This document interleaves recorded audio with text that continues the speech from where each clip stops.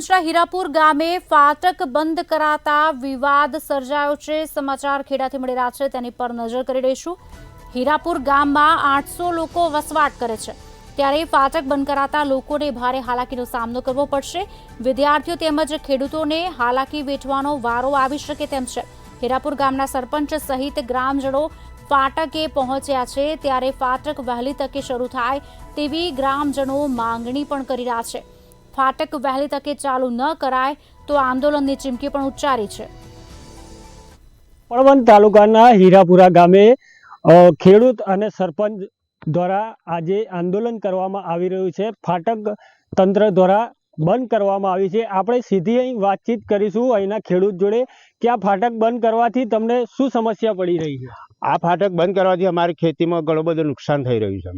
અમારે અહીંયાથી જવા આવવામાં તકલીફ પડી રહી છે। જો આ ફાટક નહીં ખુલે તો આગળના પગલાં તો અમે સરકાર જોડે કોઈ પણ નિર્ણય લઈશું। સરકાર અમને 100% સપોર્ટ કરશે। આપણી સાથે અહીંના શિક્ષક પણ છે, એ લગભગ 300 થી 200 છોકરા અહીં અભ્યાસ કરી રહ્યા છે, તેમને પણ 8 કિલોમીટર દૂર ફરીને જવું પડી રહ્યું છે। આપણે સીધી વાતચીત કરીએ કે એ શું કહી રહ્યા છે। જ્યારથી આ રેલવે લાઇન બની ત્યારથી આ ફાટક કાર્યરત છે અને છેલ્લા 3 મહિનાથી આ ફાટક બંધ કરવાની તજવીજમાં રેલવે વિભાગ છે। હવે અમારી વિનંતી છે કે અમારા 35 થી 40 બાળકો રોજ ચાલતા આ ફાટકથી શાળાએ આવે છે। જો આ ફાટક બંધ કરી દેવામાં આવે તો બાળકનો શિક્ષણનો મોટો અમારો પ્રશ્ન છે। વાલીઓ તો રોજ કામે જતા રહે, મજૂરીએ જતા રહે છે, એટલે બાળકો એકલા શાળાએ આવે છે ચાલતા।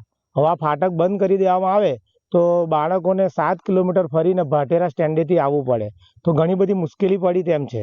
અને આ ફાટક કાર્યરત છે, આપ જોઈ શકો છો અહીંયા આગળ રેલવેના બાજુમાં એમનું કેબિન છે અને ઇન્ડિકેટર પણ નાખેલા છે। અને આ રેલવે ફાટક ચાલુ રાખવામાં આવે તો અમને બહુ ઘણો ફાયદો છે શાળા માટે। આપણી સાથે અહીંના સરપંચ પણ છે, આપણે સીધી વાતચીત કરીએ, શું કહી રહ્યા છે। હું હીરાપુરા ગામનો સરપંચ છું અને આ ફાટક માટે મેં ઘણી રજૂઆતો કરી છે, પણ આજ સુધી કોઈ રજૂઆત મારી સાંભળી નથી અને મારે ના છૂટકે આજે આ આંદોલન કરવું પડ્યું। અત્યારે હાલ મારા 3 મહિનાથી ફાટક બંધ છે। ફાટક ચાલુ થાય તો મારા ખેડૂતો, મારા બાળકોને એમને આવવા જવામાં તકલીફ ના પડે અને ફાટક ખુલી જાય એ મારી નમ્ર વિનંતી છે।